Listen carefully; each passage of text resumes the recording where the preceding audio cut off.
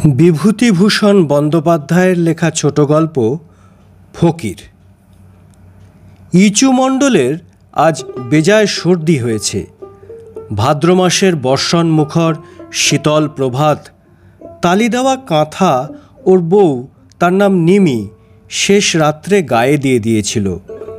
এমন সর্দি হয়েছে যেন মনে হচ্ছে সমস্ত শরীর ভারী। ইচু শুয়েই পা দিয়ে চালের হাঁড়িটা নেড়ে নেড়ে দেখলে সেটা ওর পায়ের তলার দিকেই থাকে। হাঁড়িটাতে সামান্য কিছু চাল আছে মনে হলো তার। ইচু বললে, আজ আর জনে যাব না, একটু পানি দে দেখি। ওর বউ বললে, জনে যাবা না তবে চলবে কিসি? কেন, চাল তো রয়েছে তোর হাঁড়িতে, সজনে শাক মাখ সেদ্ধ কর আর ভাত, নুন আছে? একটু অমনি পড়ে আছে মালাটার তলায়, তবে আর কি, পানি দে, নামাজ করি। ইচু জল দিয়ে হাত মুখ ধুয়ে অজু শেষ করে ফজরের নামাজে বসে গেল। এটি তার জীবনের অতি প্রিয় কাজ বাল্যকাল থেকেই। মজুরি করতে না যেতে পারে সে, কিন্তু নামাজ না করে সে দিনের কাজ কখনো আরম্ভ করেনি। নিমি বললে, উঠছ যখন তখন জনে যাও। আজকাল যুদ্ধের বাজারে 10 আনা করে জন, অন্য সময় 3 আনা হতো। হাড়িতে যদি চাল থাকতি দেখলে তবে আর তুমি জনে যাবা না, ও ভালো না। ইচু বললে, নামাজের সময় ঘ্যান ঘ্যান করিস না বাপু, একটু চুপ কর। নামাজ শেষ করে ইচু দা হাতে বেরিয়ে যেতে গিয়ে একটু থেমে বললে, খিদে পেয়েছে। কি আছে রে? কিচ্ছু নেই, দেখ না হাঁড়িটা, বড্ড খিদে পেয়েছিল। ও দুটো কটা পানি দেওয়া ভাত পড়ে আছে, আর কিছু নাই। তাই দে, বেনবেলা না খেয়ে গেলি দুপুরবেলা এমন খিদি পায়, দা ধরতি হাত কাঁপে, কাজ করতে পারিনি। শাইলিপাড়া গ্রামের পাশ দিয়েই রেল লাইন চলে গিয়েছে। রেল লাইন পার হয়ে ফাঁকা মাঠ একদিকে, মাঠের মধ্যে বিল, ভরা ভাদ্রের বর্ষায় থই থই করছে তার জল। ধারে ধারে কাশবনে সবে ফুল ফুটতে শুরু করেছে। জলে কলমিলতা জালের মতো বিস্তৃত হয়ে আছে। ঘন খেজুর গাছের মাথায় তেলাকুচো লতার দুলুনি, টুকটুকে লাল তেলাকুচো ফল সবুজ পাতার আড়াল থেকে উঁকি মারছে। ফিঙে পাখি ঝুলছে রেলের তারে। রামাগোয়ালা জন্মজুর নিয়ে ধান কাটছে তার নিজের জমিতে। ইচুকে দেখে বললে, যাবা কোথায়? সনেকপুরের বিলি ধান কাটতি। কত করে জন দিচ্ছে? 7 শিকে করে বিঘে। তামাকের আগুন দেবা? নিয়ে যাও, ওই বেনা ঝোপের ধারে মালসা আছে। ভাত খেয়েই হাঁপ, জিরুতে পারিনি। তামাক না খেলি কাজে মন বসে। মালসা থেকে আগুন নিয়ে তামাক খেতে খেতে চলল ইচু। ইচুর গ্রাম থেকে 2 মাইল দূরে সনেকপুরের বিলে 150-200 বিঘে জমিতে ভাদুই ধান পেকে গাছ শুয়ে পড়েছে। যেমন বর্ষা নেমেছে, 2-5 দিনে বিলের জল বেড়ে পাকা ধান ডুবিয়ে দেবে। তাই এবার মজুরির রেট এদিকে খুব বেশি। তার ওপর আছে একবেলা খোরাকি মজুরদের। ইচুর বড় ভালো লাগে আল্লাহর কথা শুনতে। পায়রাগাছির ফকির এ অঞ্চলের মধ্যে নামজাদা সাধু। একবার ইচু তাকে দেখেছিল। বাল্যকাল থেকে ইচুর ঈশ্বরের দিকে কেমন এক টান। পায়রাগাছির ফকির সে টান আরও বাড়িয়ে দেন ওর। ইচু যেন কেমন হয়ে গিয়েছে তারপর থেকে। সংসারে মন দেয় না, মজুরি করে পয়সা রোজগারের দিকে বা খাওয়া দাওয়ার দিকেও মন নেই। কাস্তে হাতে জমির ধান কাটতে কাটতে মাঝে মাঝেই অন্যমনস্ক হয়ে পড়ে। অনেকে ওকে তা নিয়ে খেপায়, বলে, ও ইচু, শেষকালে ফকির হবা নাকি গা? ইচু মুখে কিছু বলে না, চুপ করে থাকে। সে নিতান্তই ভালো মানুষ, কারো কোনো কথার প্রতিবাদ সে করতে পারে না। মজুরির রেট নিয়ে দরাদরি করতে পারে না বলে অনেকে ওকে ঠকিয়ে কাজ আদায় করে। বিনি মজুরিতে অনেক সময় খাটিয়েও নেয়। ও ইচু, আমার বাড়ির চাল কুমড়োটার মাসা তুমি থাকতে নষ্ট হয়ে যাবা। কেন, কি হয়েছে চাষা? আরে খুঁটিগুলো সব পড়ে গিয়েছে। আচ্ছা, ওবেলা এসে করে দেবানি চাষা। ইচু কথা ঠিক রাখতো নিজের। যাকে যা বলবে তা সে রাখবার জন্য প্রাণপণে চেষ্টা করবে, এটা সকলেই জানে। মহাজনের 2-3 বিশ ধান মুখের কথায় ওকে দিয়ে দিত। এ পর্যন্ত সে কারো টাকা বা ধান মেরে দেয়নি। একবার পাশের গ্রামের মুখুজ্জেদের জমির ধান সে ভুল করে কেটে ফেলেছিল। বেশি নয়, কাঠাখানেক জমির পাকা ধান। মুখুজ্জেদের জমির পাশে তখন ওর নিজের ওটবন্দি জমি ছিল 2 বিঘে। মুখুজ্জে মশাই যখন জানতে পারলেন তাঁর জমির ধান কে কেটে নিয়েছে, তখন খুব হইচই জুড়ে দিলেন। কে ধান কেটেছে সন্ধান করতে পারলেন না, কারণ সবারই তখন ধান কাটবার সময়, সকলেরই বাড়িতে ধান। কার ধান তিনি গিয়ে ধরবেন?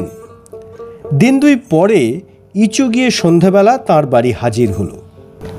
মুখুজ্জে মশাই বললেন, কি রে ইচু, কি মনে করে? ইচু বললে, সালাম বাবু, এটা বড্ড ভুল করে ফেলেছি। কি রে? আপনার জমির ধানটা কাঠাখানেক কেটে ফেলে ঘরে নিয়ে গিয়ে তুললেন, তা বাবু 1.5 সুদ দিয়ে সেই ধানটা আপনারা ফেরত দিতে চাই। ও, তোর কাজ ইচু? আমি আকাশ পাতাল হাত রাখছি। আগে হ্যাঁ বাবু, সেদিন বড্ড বর্ষা, জমির আল ঠিক করতে পারলাম না।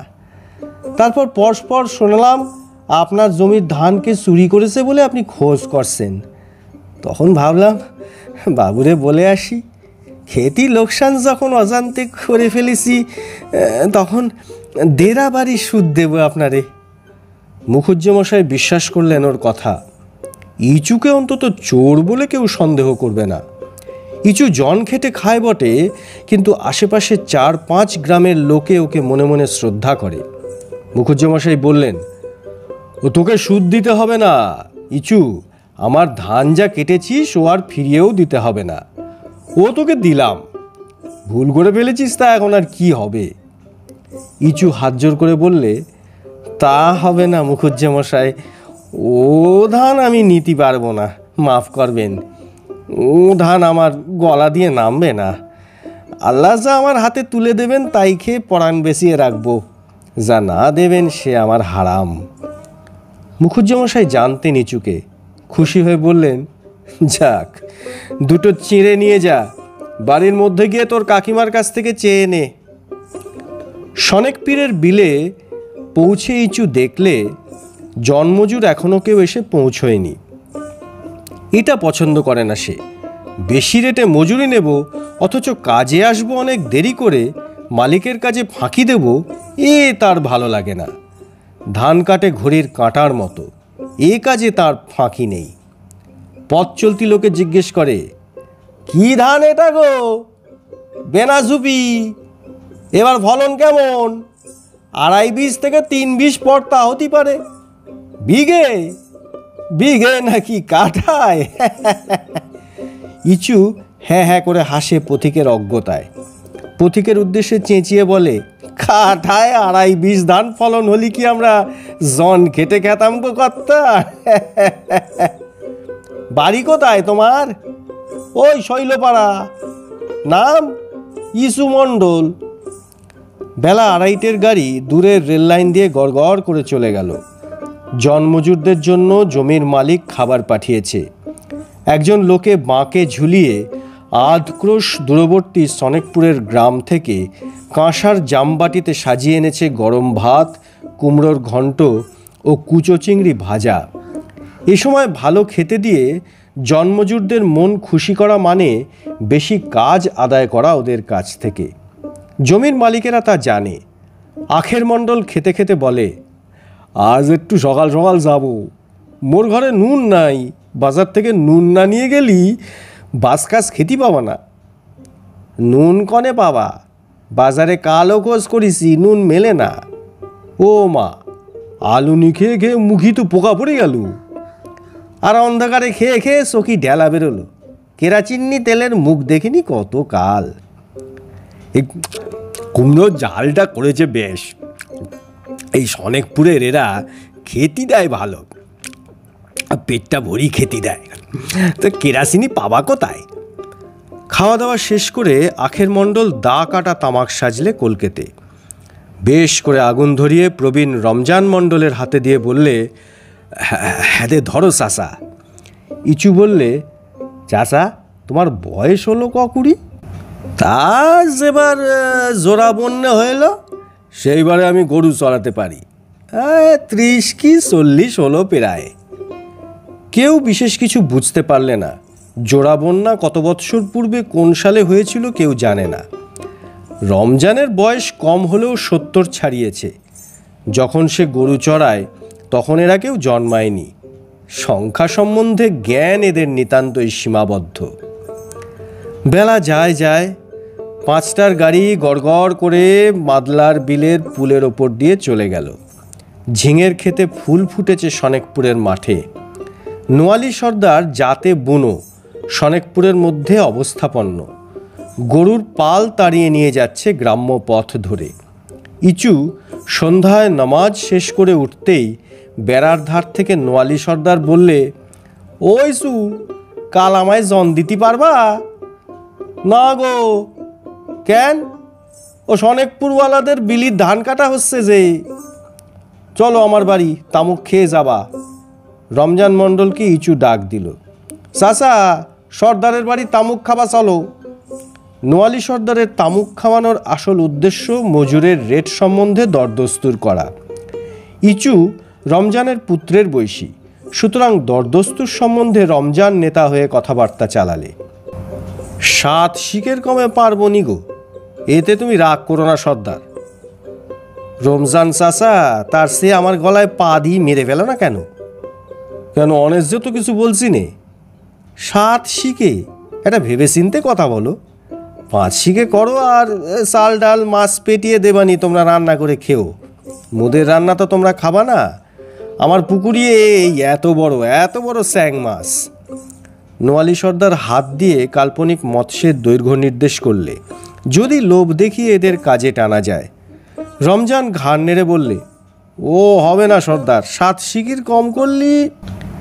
আর এক কলকে ধরাও চাচা, হেদে গাছের জালি শশা গোটা কতক নিয়ে যাও, দুজনে খেও। শশা পুঁতেছিলে? মাচার শশা না মেঠো?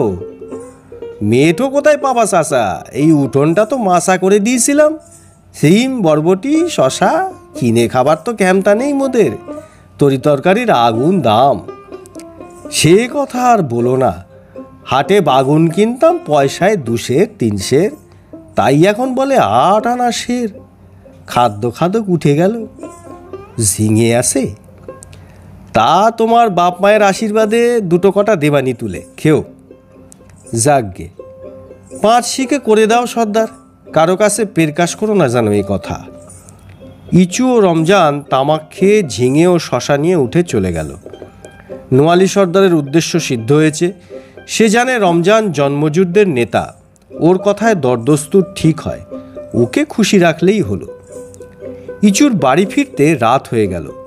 নিমিকে বললে, ভাত রে দিছিস? এবেলা শরীরটা খারাপ, পানি দেওয়া আছে, খাও। তরকারি? কিছু নেই। এই ঝিঙে কটা রেঁধে দে। রাঁধবো কি দিয়ে? তেল কনে?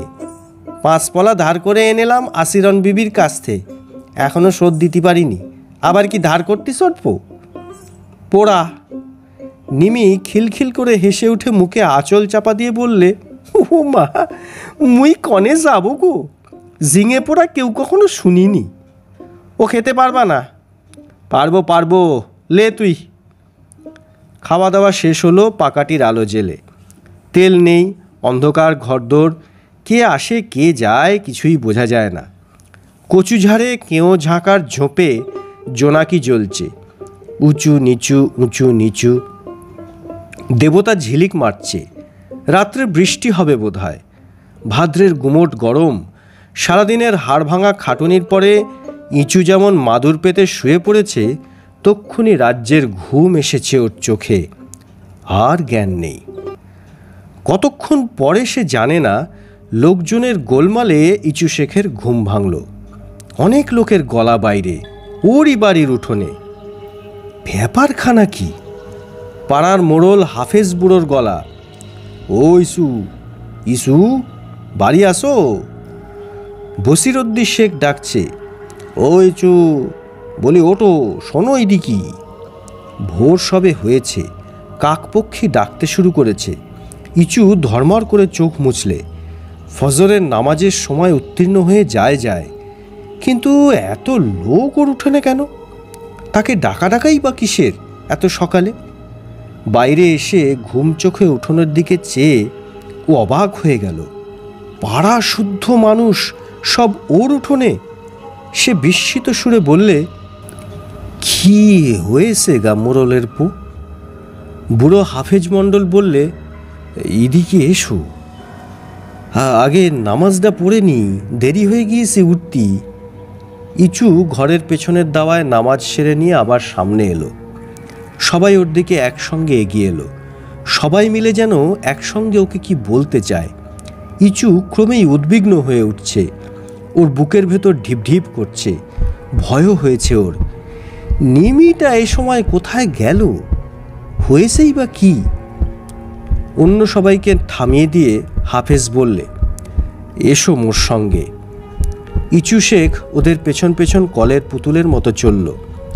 রেল লাইনের দিকে সকলেই যাচ্ছে। নাবাল ক্ষেতের এক হাঁটু জল পার হয়ে সবাই রেল লাইনে উঠল। একটা খেজুর ঝোপের আড়ালে রেল লাইনের ওপর উঠে সবাই দাঁড়ালো থমকে। হাফেজ ডেকে বললে, এইখানে এসো। কি ব্যাপার? ইচু এগিয়ে গিয়ে যা দেখলে তাতে ওর মাথা ঘুরে গেল। সে নিজেকে পড়তে পড়তে সামলে নিলে। রেল লাইনের ওপরে একটা রক্তাক্ত মৃতদেহ, গলা সামনের দিকে গভীরভাবে কাটা, দেহের সঙ্গে একটা অস্বাভাবিক কোণের সৃষ্টি করে চিত হয়ে পড়ে আছে। মৃতদেহ নিমির। তারপর তার ভালো কিছু মনে পড়ে না। গ্রামের লোকে মিলে তাকে কত কিছু প্রশ্ন করতে লাগলো। সে কোথায় ছিল, নিমি কতক্ষণ ঘরে ছিল, নানা প্রশ্ন। নিমি রেলে গলা দিয়ে মরেনি, তাকে নাকি খুন করে টেনে এনে রেলে শুয়ে রাখা হয়েছে। তার চিহ্ন পাওয়া গিয়েছে। ইচু বুঝতে পারলে তার ওপর অনেক সন্দেহ এসে পড়েছে। পাশের গাঁয়ে দফাদারদের সংবাদ দিতে লোক যাবে এক্ষুনি। তার আগে ইচুকে একবার জিজ্ঞেস করা দরকার, সে কোথায় তা জানা দরকার। সেজন্যই গ্রামের লোক তার বাড়িতে গিয়ে ডাকাডাকি করছিল। ইচু মাথায় হাত দিয়ে বসে পড়ে বললে, মুই কিছু বলতে পারিনি চাচা, আল্লাহ জানে, মুই মরার মতো ঘুমুতি নে গেলাম। বৌরি কিছু বললে? ঝগড়া হইল? কিছু না চাচা, কিছু না। বউ ঘরে শুয়ে এলো? ইচুর মনে একটা ভয়ানক সন্দেহ উকি মারলে। এ প্রশ্ন করে কেন লোকে? বছিরউদ্দিন শেখ এগিয়ে এসে ওকে উঠিয়ে বললে, মোর কথা সবাই শোনো, ইচু সেরকম লোক নয়। চলো এক্ষুনি বনগাঁয়ে ওকে নিয়ে মোক্তারবাবুদের কাছে। বিহিত কথা তাঁরা বলবে, তাদের পরামর্শটা নেওয়া দরকার। তার আগে চলো মোরা ৬-৭ জন মিলে ওরে নিয়ে বনগাঁয়ে যাই, পরামর্শ করে ফেলি। পুলিশি গ্রেপ্তার করবার আগেই। কে কে যাবা? দেখা গেল প্রায় সকলেই যেতে চায়। ইচু ভগ্নসুরে বললে, কিন্তু উকিল মোক্তারবাবুদের টেহা মুই কণ্ঠে দেব? মোর হাতে একটা টাকা আছে কালকের জনের দরুন, তাতে হবে? হাফেজ বললে, ও টাকার জন্যই তোমার ভাবনা হচ্ছে কেন? তোমার জান যদি বাঁচে কত টাকা হবে সে ভাবনা মোদের। তুমি চলো দিনি, কি বলো বছিরউদ্দিন? বছিরউদ্দিন বললে, হ্যাঁ হ্যাঁ, তা নিশ্চয়, টাকার জন্যই তুমি ভেবো না, সে মোরা দেখব। হাফেজ বললে, রেল লাইন ধরেই চলো যাওয়া যাক, সোজা রাস্তা দিয়ে গেলি পুলিশে ধরবে। বেলা 7:30টার মধ্যেই ওরা বনগ্রামের বড় মোক্তার রামলাল চাটুর্যে মশায়ের বাসায় পৌঁছে গেল। রামলালবাবু বেশিক্ষণ ওঠেননি, সেরেস্তায় বসেই চা খাচ্ছেন এবং মুহুরী দুলাল চক্রবর্তীকে বিলম্ব করে আসার জন্য তিরস্কার করছেন। কাল চলে গেলে কাছারি থেকেই বাড়ি, জামিননামা দুটো সই করাতে হবে, তোমার সে খেয়ালও থাকে না। এখন এলে 8টার সময়, এমন করলে কি করে আমি কাজ চালাই? ওদের দরখাস্তের নকল দেওয়া হয়েছে? আগে নকলের জন্য দরখাস্ত করা হয়েছে। কাল বিনয়বাবু সকাল সকাল চলে গিয়েছিল, দেখা পাইনি। সকালে কাছারিতে গিয়ে আজ নকল দুখানা বার করে ফেলো আগে, নইলে জেরাই হবে না। কে, কোত্থেকে আসা হচ্ছে? হাফেজ মণ্ডল এগিয়ে এসে নিচু হয়ে ডান হাত তুলে কপালে ঠেকিয়ে বললে, সালাম বাবু। কি ব্যাপার, বাড়ি কোথায়? হাফেজ মণ্ডল বললে, বিপদে পড়ে এলাম বাবুর কাছে। বড্ড বিপদে পড়ে গিয়েছি, খুনের ফ্যাসাদ। রামলালবাবু প্রবীণ মোক্তার, মোক্তারি ব্যবসায় চুল পাকিয়েছেন। শক্ত কেসে লোকে যখন পড়ে তখন দিকবিদিক জ্ঞানশূন্য হয়ে পয়সা খরচা করে, ধীরভাবে সে পয়সা আদায় করতে হয়। সুতরাং একটা সিগারেট ধরিয়ে, প্রবীণ হলেও রামলালবাবু তামাক খান না, সিগারেট খোর।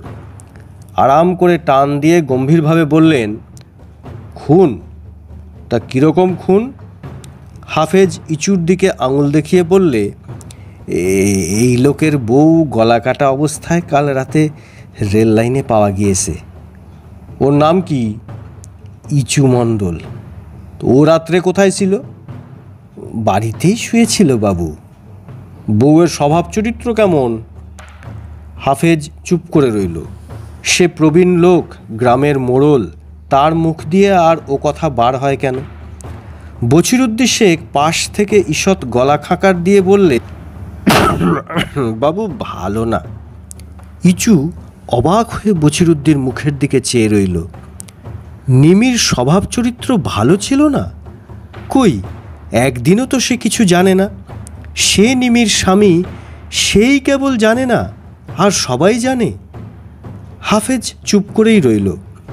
বছিরুদ্দিন বলে যেতে লাগলো, বাবু এ লোক বড্ড ভালো মানুষ, নিরীহ ভালো মানুষ। ও কিছু জানে না এসব কথা, খুনও ও করেনি। রামলাল মোক্তার বাধা দিয়ে ধমকের সুরে বললেন, তুমি কি করে জানলে? তোমাকে ডেকে নিয়ে গিয়ে লোকে খুন করবে নাকি? যা তুমি জানো তাই বলো, যা জানো না তা নিয়ে জ্যাঠামি করো না। যাও বসো ওখানে। পরে হাফেজের দিকে চেয়ে বললেন, তুমি কি জানো বলো মোড়ল। বছিরুদ্দির অবস্থা বিপর্যয়ে হাফেজ একটু ভয় খেয়ে গেল। সমীহ করে সংযত হয়ে বললে, আগে বাবু যা বলেছেন অতি ন্যায্য কথা, তবে ইচু আমাদের লোক ভালো, সবাই এ কথা জানে। আপনি সব লোককে জিজ্ঞেসে করো, সবাই এ কথাই বলবে। রামলালবাবু সিগারেটে টান দিয়ে বললেন, ঘটনা বলো। হাফেজ ঘটনা বর্ণনা করলে। ইচু মণ্ডলের মুখে যা সে শুনেছে। জন খেটে এসে অঘরে ঘুমুচ্ছিল, সবাই গিয়ে ডেকে ওর ঘুম ভাঙায়। ও বলেছিল রাত্রে ঘুমে অচৈতন্য হয়ে পড়েছিল, কি হয়েছে না হয়েছে কিছু জানে না। শোবার আগে ওর স্ত্রী ওকে ভাত খেতে দিয়েছিল, ঝগড়া বিবাদ হয়নি। আত্মহত্যা নয়? না বাবু, গলায় অস্ত্রের দাগ দেখলেই বোঝা যায়। গলা কেটে রেল লাইনে ফেলে রেখেছিল। রামলালবাবু বললেন, অন্তত তাই প্রিজামশন হবে, পুলিশও তাই বলবে। লাশ দেখে কি আগে? বাবু, মোর ভাই আর নবী শেখ সকালে রেল লাইনের ধারে নালায় মাছ ধরতে যাচ্ছিল, তারাই দেখতে পায়। পেয়ে হন্তদন্ত হয়ে ছুটে এসে আমারে খবর দেয়। মুই তখনই দৌড়ালাম লাইনের ধারে। আচ্ছা আচ্ছা, বুঝেছি, থাক। সুরাথাল আগে হয়ে যাক, তারপর দেখা যাবে। গ্রামের দফাদারকে খবর দিয়ে এসেছো তো? বেশ করেছো। বড্ড শক্ত কেস, সন্দেহ গিয়ে ইচু মণ্ডলের ওপরেই পড়বে। কিন্তু বউয়ের স্বভাব চরিত্র খারাপ ছিল, ভালো মানুষ লোক হঠাৎ রেগে উঠলে এসব ক্ষেত্রে ভয়ানক হয়ে ওঠে কি না? তোমরা লুকিয়ে চলে এসেছো? হ্যাঁ হ্যাঁ বাবু। একটা কথা শিখিয়ে দিই। ইচু। ইচু এগিয়ে গিয়ে সেলাম করে দাঁড়ালো, তার পা দুটো ঈষৎ কাঁপছে। বলি, শোনো, তুমি খুন করেছো কি না করেছো তা আমি তোমায় জিজ্ঞেস করব না, আমাদের তা কাজ নয়। আমরা ধরে নেব তুমি খুন করনি, কিন্তু পুলিশ তা শুনবে না। তোমাকে আজ সম্ভব রাস্তায় যেতে যেতেই গ্রেপ্তার করবে। তোমায় স্বীকার করাবার জন্য নানা রকম চেষ্টা হবে, কিন্তু কিছুতেই তুমি বলো না যে তুমি খুন করেছো। স্বীকার কিছুতেই করবে না, করেই থাকো বা নাই করে থাকো, বুঝলে? যাও, সাবধানে যাও। হাফেজ বললে, বাবু, পুলিশই ধরলে রাখবে কনে ওরে? রাখবে হাজতে, যতদিন না বিচার শেষ হয়। তবে এখানে শেষ বিচার হবে না। দোষী প্রমাণ হলে দায়রায় চালান হবে যশোরে, সেখানে জজ সাহেব বিচার করবেন। বাড়ি গিয়ে পয়সা করি জোগাড় করো গিয়ে, বড্ড ফ্যাসাদে পড়ে গিয়েছ, অনেক টাকার খেলা। হাফেজ ও বশিরউদ্দিন সব শুনে যেন মাটির মধ্যে বসে গেল। বনগাঁর মোক্তারবাবুর টাকাই জোগাড় হয় না, আবার যশোর জেলা কোর্টের উকিলবাবুদের টাকা। গরিব গ্রামের লোকের চাঁদায় কি জোগাড় হয়ে উঠবে? ইচুকে বাঁচানো মুশকিল হয়ে উঠল। এতক্ষণ পরে ইচু হঠাৎ কথা বললে। এতক্ষণ সে একটা কথাও বলেনি। এইবার সে হাত জোর করে বললে, বাবু, মোর একটি কথা বলবার আছে। ওর মুখের দিকে সবাই চাইলে, মোক্তারবাবুও চাইলেন। এইবার বোধহয় সব প্রকাশ করতে চাইছে লোকটা। এইরকমভাবেই বলে, তিনি জানেন। হাফেজ ও বশিরউদ্দিন মুখ চাওয়াচাই করলে। কি জানি ওর পেটে কি আছে, মানুষকে সবসময় বাইরে থেকে চেনা যায় না। রামলাল মোক্তার জিজ্ঞাসু দৃষ্টিতে ওর দিকে চাইলেন। ভাবটা এরকম, বলে ফেলো বাপু যা আছে পেটে। হ্যাঁ, অনেক ঘুঘুই এরকম আমরা দেখলাম, তুমি এখন বাকি আছো। ইচু রামলাল বাবুর পা দুটো জড়িয়ে ধরে বললে, বাবু, বাবু, মোর একটা দরবার আছে, যাতে হয় আপনি তা দেখবেন। মুই গরিব লোক, জন খেটে খাই। আপনার পয়সা হয়তো মুই দিতে পারবে না, গরিব বলে দয়া করে একটা আবদার রাখবেন মোর। আল্লাহ দিন দুনিয়ার মালিক আপনার ভালো করবে। আহা, পা ছুঁয়ো না। কি কি বলো? বাবু, যেখানে মোরে রাখে যা করে খেতি নেই, কিন্তু বাবু, আপনি এইটি তাদের বলে দেবেন ব্যবস্থা করি, যেন 5 ওয়াক্ত নামাজ আমি সেখানে পড়তে পারি। আর কিছু আমার বলবার নেই বাবু। রামলাল বাবুর সেরেস্তায় সহসা বজ্রপাত হলেও লোকে অতটা চকিত হতো না। সেকালের নভেলের বর্ণনা অনুযায়ী হাফেজ ও বশিরউদ্দিন আবার পরস্পর মুখ চাওয়াচাই করলে। ঘুঘু মোক্তার রামলাল চাটুর্যে পর্যন্ত হাঁ করে ওর মুখের দিকে চেয়ে রইলেন। এরকম কথা এ সময় তিনি সামান্য একজন গ্রাম্য লোকের মুখ থেকে আশা করেননি। যে খুনের দায়ে আজ পথেই হয়তো পুলিশ কর্তৃক গ্রেপ্তার হবে, আজ বাদে কাল যাকে দায়রায় চালান দেওয়া হবে, শত অসুবিধা, অর্থনাশ, নির্যাতন যার সামনে, আইনের খাঁড়া যার মাথার ওপর ঝুলছে নিষ্ঠুর নিয়তির হৃদয়হীন রক্তাক্ত ইঙ্গিতের মতো। রামলালবাবুই সেদিন বার লাইব্রেরিতে গিয়ে গল্প করছিলেন। সত্যি অবাক হয়ে গেলাম ভায়া, যখন লোকটা ও কথা বলে। আজ যাকে পথেই অ্যারেস্ট করবে পুলিশ, কাল পূর্বে হাজতে যার সব যেতে বসেছে, সে যে ওই ধরনের রিকোয়েস্ট করতে পারে তা আমার মাথায় আসেনি। আমি আগে ভেবেছিলাম বুঝি কনফেস করবে, সামান্য একজন লোক। আমার চোখে জল এসে পড়ল ভায়া। ওরা সব চলে গেল। ইচু শেখে ওরা বাজার থেকে পেট ভরে তেলে ভাজা সিঙেরা, কচুরি আর মুড়ি খাওয়ালে। হাফেজ বললে, ওরে, চারটি হোটেলের ভাত খাই নিলি হতো, পুলিশ ধরলে কোথায় নিয়ে যাবে আর খাওয়া হবে কি না তার তো ঠিক নাই। কিন্তু অত সকালে হোটেলে ভাত পাওয়া গেল না। রাস্তা চলতে লাগলো সবাই। দুপুরের কিছু দেরি আছে। ইচু পথের পাশে এক বটতলার ছায়ায় নামাজ পড়তে বসল। আর কোনো কথা ওর মনে থাকে না। ঝিরঝিরে হাওয়ায় আজ পথের ধারের গাছতলায় অপূর্ব আনন্দ, শান্তি নেমে আসে প্রাণে নামাজের সময়। সেসব ভুলে চোখে জল আসে। নিমি কত ভাত রেঁধে দিয়েছে, কত আদর যত্ন করেছে। তার চরিত্র খারাপ ছিল, সে কিছু জানে না। নিমির জন্য বুকের মধ্যে একটা বেদনা। নিমিকে সে খুন করবে? কাউকে কখনো খুন করার কথা তার মনে আসেনি। আল্লাহ সাক্ষী আছেন সব কাজের। ভয় কি? মালিক যা করবেন তাই হবে। রাস্তায় ওকে পুলিশ ধরলে না। বেলা 2টোর সময় বাড়ি ফিরে ওরা দেখলে পুলিশ দফাদার অপেক্ষা করছে ওদের পাড়ার বড় মোড়লের বাড়ি। লোক গিজগিজ করছে। ডাক হাঁক সাক্ষীর জবানবন্দি হতে হতে বিকেল হয়ে গেল। শেলিপাড়া গ্রামের সবাই এক বাক্যে দারোগার সামনে বললে ইচুর দ্বারা এই খুন হয়েছে তারা কেউ বিশ্বাস করে না। জবানবন্দিতে আরও প্রকাশ পেল ইচুর স্ত্রী নাকি প্রায়ই রাত্রে স্বামীকে ঘুম পাড়িয়েই বাড়ি থেকে বেরুতো। গ্রামের মধ্যে তার প্রেমিকের অভাব ছিল না, প্রেমের প্রতিদ্বন্দ্বিতাও চলত। দারোগা ইচুকে সামনে ডাকিয়ে প্রশ্নের পর প্রশ্ন করলেন। শেষে বললেন, তুমি কিছু জানতে না যে তোমার স্ত্রীর চরিত্র খারাপ? না দারোগা বাবু, কিছু জানি নে মুই।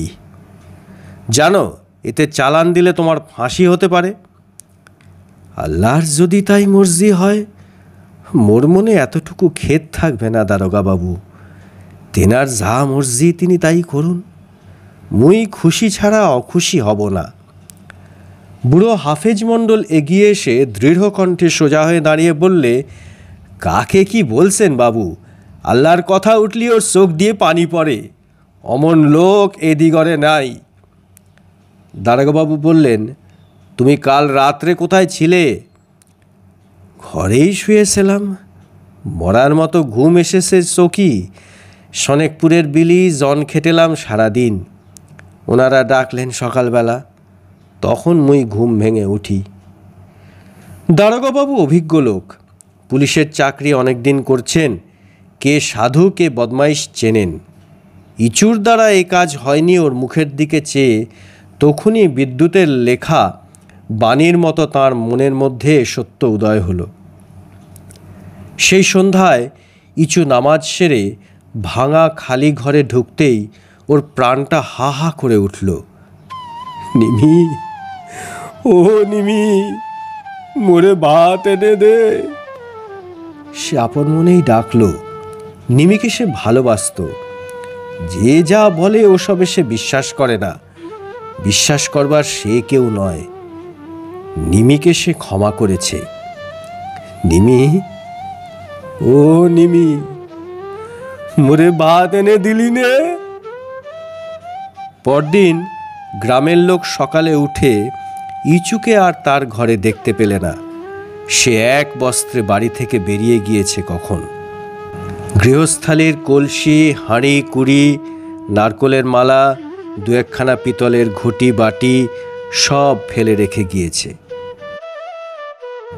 খোলশেখালি গ্রামের প্রান্তে নদী তীরে তেঁতুল গাছের তলায় পর্ণকুটিরে একজন ফকির কোথা থেকে এসেছে। সন্ধ্যায় আকাশের নীল পটে মেঘের রচনার সঙ্গে সঙ্গে সে খেজুর চটা বিছিয়ে নদীর ধারে যখন নামাজ পড়ে, তখন লোকে সবিস্ময়ে তার মুখে দেখেছে এক অদ্ভুত আলো, প্রভাতী তারার মৃদু জ্যোৎস্নার মতো। এক সন্ধ্যা ভিক্ষাই তার উপজীবিকা। সবাই ওকে মানে, ভক্তি করে। নাম ওর ইচু ফকির।